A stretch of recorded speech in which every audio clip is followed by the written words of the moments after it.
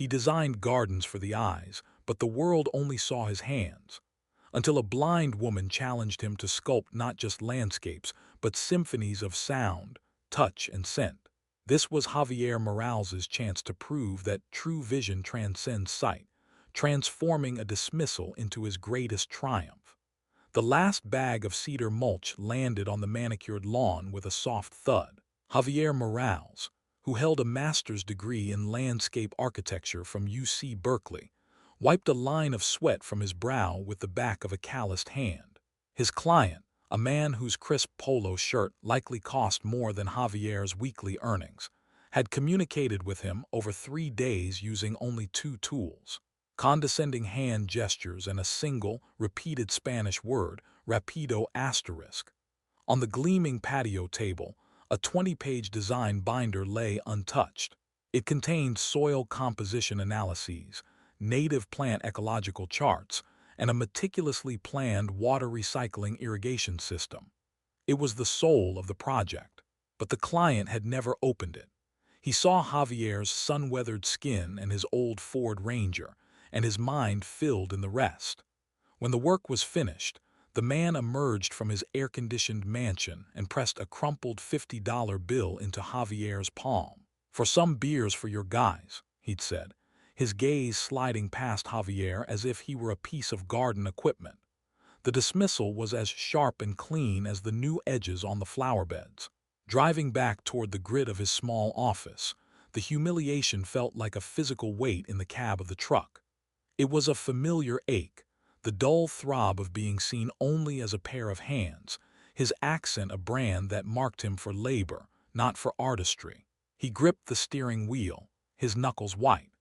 The dream of designing spaces that spoke to the soul felt impossibly distant, buried under layers of mulch and misunderstanding. Just as he merged onto the freeway, his phone buzzed, the screen glowing with an unknown number. He connected it to the truck's Bluetooth, expecting another inquiry about lawn mowing. "Am I speaking with Mr. Javier Morales?" a voice asked. It was a woman's, clear and steady, laced with the kind of old-world diction that seemed to belong to a bygone era. "The landscape architect." The word hung in the air, clean and precise. Architect asterisk, not gardener, not handyman, architect asterisk. For the first time all day, Javier felt the tight knot in his shoulders begin to loosen, if only by a fraction. The woman on the phone introduced herself as Eleanor Vance, the owner of a property called Blackwood Manor, just outside the city limits. She explained, in a voice that was calm and matter-of-fact, that she was living with advanced macular degeneration. Her vision was almost entirely gone, reduced to a hazy perception of light and shadow. "I'm not looking for a garden that's pretty to look at, Mr. Morales," she stated, her tone direct but not unkind. "I want a garden I can listen to, one I can smell and touch." Javier's professional instincts, long dormant under the weight of mundane jobs, surged to life. The fatigue from the day's labor evaporated, replaced by a jolt of pure, unadulterated passion. He forgot about sales pitches and client management. He simply began to design, right there, over the phone. "The wind," he started, his voice gaining a new energy, the accent he was so often self-conscious of now carrying the rhythm of his excitement. "We could use different heights of ornamental grasses, blue grama, maybe some feather reed grass, to catch the wind in different ways. They would create a soundscape, a range from a soft whisper near the patio to a deeper rustle by the property line. It would be like the garden is breathing." He described a pathway not of uniform pavers, but of carefully selected river stones, smooth slate, and patches of resilient moss. "It would be a guide for bare feet," he explained. "The texture underfoot would tell you where you are. The cool, smooth stone means you're on the main path. The soft moss signals you're near the shade of the old oak." He spoke of planting night-scented stock and lemon verbena near the windows of the house, so the garden would awaken with fragrance as the sun went down. He talked about the strategic placement of a basalt bird bath, its specific basin depth chosen to attract finches and warblers, bringing their songs right to her window. He wasn't just listing plants and features. He was composing a sensory symphony. On the other end of the line, Alina was silent. Javier's initial rush of enthusiasm began to cool, replaced by the familiar fear that he had said too much, that he had been too bold. He had just verbally designed a garden for a woman he'd never met, for a property he'd never seen. After a long pause, a silence so profound he could hear the faint static on the line, Alina finally spoke. Her voice was soft, but it carried an unshakable certainty. "Mr. Morales," she said, and Javier's heart hammered against his ribs. "I don't need to see your portfolio. I can hear your talent. You're hired." The call ended, leaving a silence in the truck that was more profound than before. A single, exhilarating opportunity, born from a disembodied voice, now sat in Javier's lap. But as the initial euphoria subsided, a wave of anxiety washed over him. He drove home not to a place of rest, but to a cramped apartment where a stack of overdue bills sat on the kitchen counter like a monument to his struggles.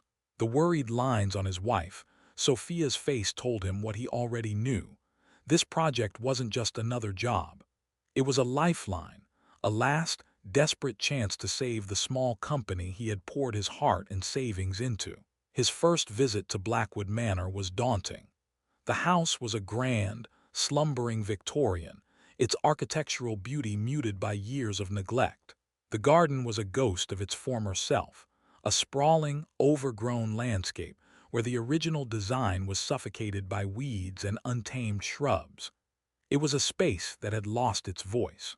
Alina Vance greeted him at the door, a tall, elegant woman whose frailty was belied by the firm grip she had on her polished walking cane. Javier offered his arm, and she accepted it. They walked the grounds together, a slow, careful procession. Javier became her eyes. He didn't just point out problems, he painted pictures with his words. "Here," he said, stopping near a massive, gnarled oak, "the bark is deeply grooved like a map of its life. It feels warm from the morning sun." He guided her hand to touch it. He described the way a crumbling stone wall was adorned with patches of emerald moss, and how the afternoon light, which she could only perceive as a warm glow, filtered through the leaves of a wild dogwood. It was an intimate tour, a sharing of senses that forged a bond of trust far deeper than any contract could. But the challenges were immense. The budget was tight, a fraction of what a project of this scale would normally command. And then there was Mr. Henderson, the estate's longtime caretaker. A man with a perpetually skeptical squint, Henderson watched Javier with unconcealed suspicion. He saw a young man with a familiar accent driving a beat-up truck, and his assumptions were clear. His interactions with Javier were clipped, his tone dismissive. He referred to Javier's detailed blueprints as "your drawings," with a faint, derisive curl of his lip. The pressure mounted on Javier from all sides. This wasn't just about saving his business anymore. It was about proving, once and for all, that he was more than what people saw on the surface. It was a test of his very worth. The work began, and Javier dissolved into it. He became a living extension of the garden, his days dictated by the sun and soil, not the clock. He was the first to arrive, the dew still clinging to the overgrown leaves, and the last to leave, long after the sun had dipped below the tree line, casting long shadows that he studied for their emotional effect. His prized sketchbook, its pages once pristine, was now smudged with dirt and water rings, filled with notes that went far beyond horticulture. He had diagrams on the acoustic properties of different materials. Granite slab reflects sound sharp, moss-covered earth absorbs sound soft. He poured every ounce of himself into Blackwood Manor, driven by a blend of artistic fervor and the gnawing desperation to prove his worth. This was not a job he could delegate.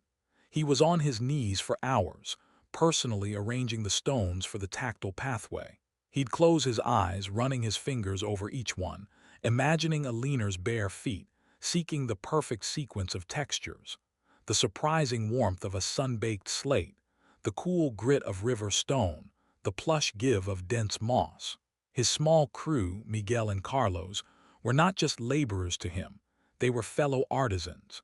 They were skilled craftsmen who had faced the same dismissive glances and low-balled offers. A silent understanding flowed between them. When Javier explained why a path needed a specific, gentle curve, it's not just to get to the bench, it's to slow the journey, to make you turn your head toward the sound of the fountain. They didn't just nod and obey. They saw the vision and executed it with a shared reverence. Mr. Henderson, the caretaker, remained a frosty presence for the first few weeks. He made a habit of leaning against the old potting shed, arms crossed, a silent, judgmental sentinel. His posture screamed skepticism. He'd seen a dozen contractors come and go, all full of promises, most looking to do the job as quickly and cheaply as possible. But Javier didn't fit the mold. He wasn't yelling orders, he was collaborating. He wasn't rushing, he was obsessing. One afternoon, a sudden summer storm unleashed a torrent of rain. Henderson expected Javier and his crew to run for cover. Instead, he watched, bewildered, as Javier walked calmly into the center of a newly graded swale, pulling out a stopwatch as the water began to pool and flow. He stood there, drenched and focused, making notes on a waterproof pad, ensuring the drainage wasn't just functional, but also created a pleasant, gurgling sound as it worked. Henderson, who had spent decades battling leaky gutters and flooded basements, recognized a level of meticulousness that bordered on madness or genius. The true turning point came a week later. Henderson was walking past the patio when he heard Javier on the phone, his voice animated with a passion that was startling. He wasn't arguing about prices or delivery times. He was pleading for a plant. "No, I understand it's a longer ship time from Oregon," Javier was saying, "but it has to be the asterisk Philistachys nigra asterisk. The black bamboo.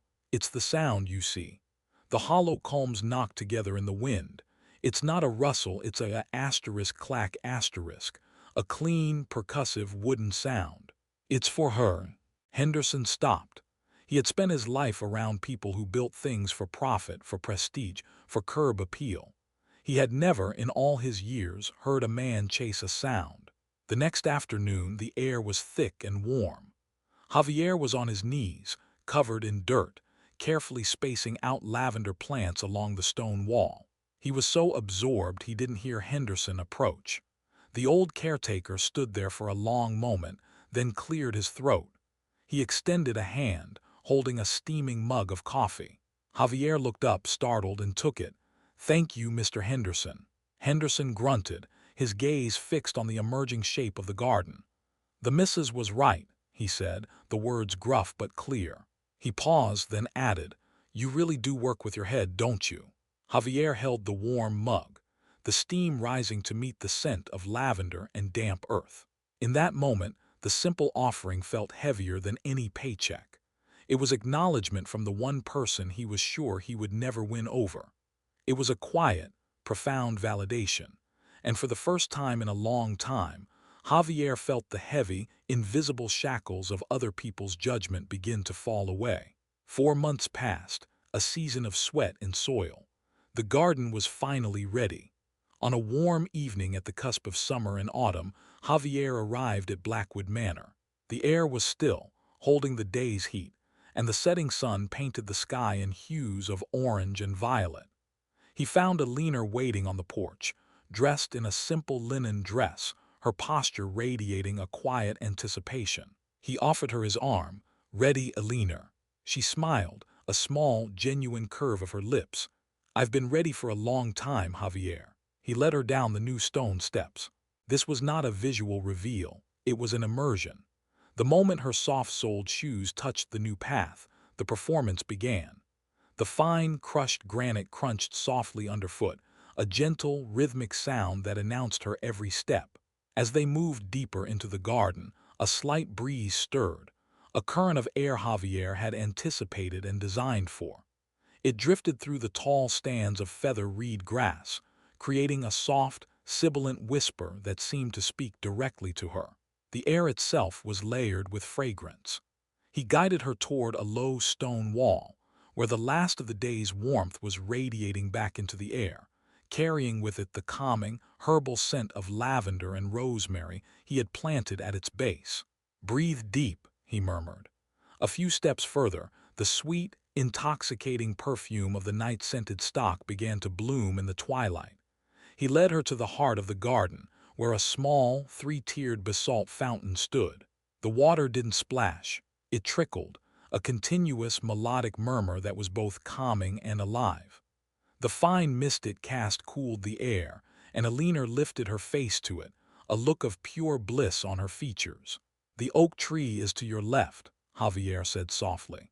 He guided her hand to its trunk, and her fingers traced the deep, rugged furrows of the ancient bark. Then he led her to a large, moss-covered boulder he had purposefully left in place, nestled among ferns. He placed her palm on its surface. "And this is the heart of the old garden, covered in velvet." Her touch was her sight. She felt the rough bark, the cool stone, the impossibly soft moss. She heard the language of the wind in the grasses and the water in the fountain. She breathed in the soul of the flowers.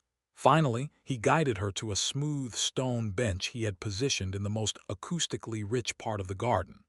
They sat in silence for a long moment, enveloped by the symphony he had created. A single tear traced a path down Alina's cheek, then another. She didn't sob but wept with a quiet, profound release. She reached out, her hand finding his. She squeezed it gently. "My husband, Arthur, he built this house," she whispered, her voice thick with emotion. "He always said the garden was his pride. After he was gone, it just became a silence, a reminder of what was lost." She turned her face toward him, though her eyes couldn't see him. "You didn't just give me back a garden, Javier. You gave me a place to live again. You didn't make me see a garden. You made me feel its soul." To celebrate the garden's rebirth, Alina decided to host a fundraising gala for a prominent local foundation for the visually impaired. The venue, she insisted, had to be the new garden itself. And she was equally insistent on another point. Javier was to be honored not as a contractor, but as the evening's creative director, and he was expected to say a few words. The night of the event, the garden was transformed. Soft, ambient lights were carefully placed to illuminate textures rather than shapes, casting a warm, inviting glow without creating glare. The air was filled with the murmur of polite conversation and the clinking of glasses. The guest list was a formidable collection of the city's elite: architects, developers, philanthropists, and art patrons. They moved through the space, admiring the effect, but their admiration was for the whole, the lovely atmosphere. Javier, dressed in an ill-fitting suit he'd bought for the occasion, felt deeply out of place. He stood near the edge of the patio, watching the polished, confident guests. A few people, noting his name tag, offered him a polite but distant smile, their eyes quickly scanning the crowd for someone more important. The old feeling of invisibility began to creep back in. Then, Alina was helped to a small, discreetly placed podium. A hush fell over the garden. She didn't speak of fundraising goals or donor tears. Instead, with her characteristic eloquence and a voice filled with genuine warmth, she told a story. "Many of you have told me this evening how beautiful the garden looks," she began. "I must take your word for it, but I can tell you how it feels. I can tell you that a few months ago, I hired a man I had never met, based on a single phone call.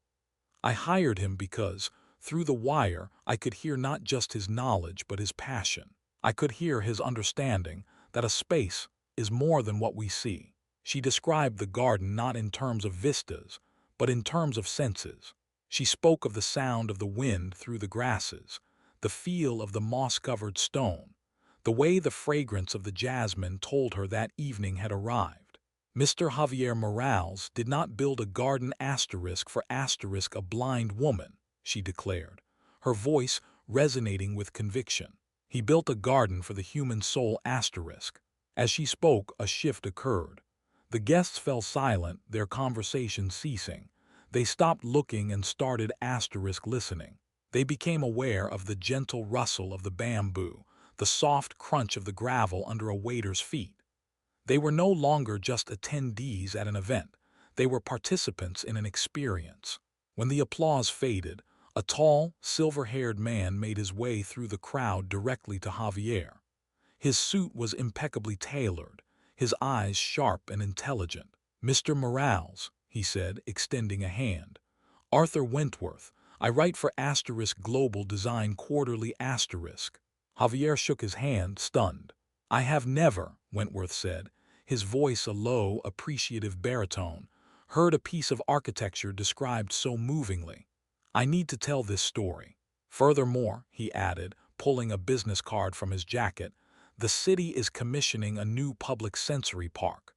We've been looking for a lead designer, someone with a unique vision. I believe we've just found him. Would you be interested in having a conversation?" 6 months later, Javier stood in his new office.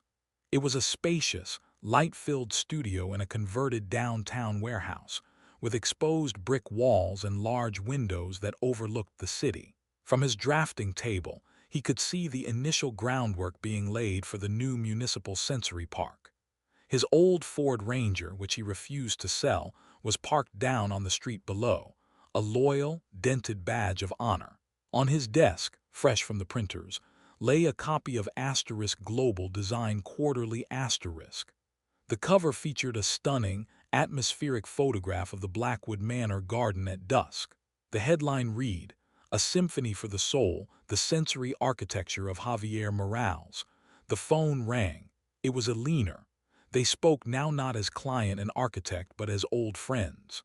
She called to give him an update, her voice bubbling with the delight of a child. A rare pair of western tanagers, drawn by the new ecosystem, had built a nest in the old oak tree. She could hear their distinctive, melodic song from her bedroom window every morning. "It's the most beautiful alarm clock I've ever had," she laughed.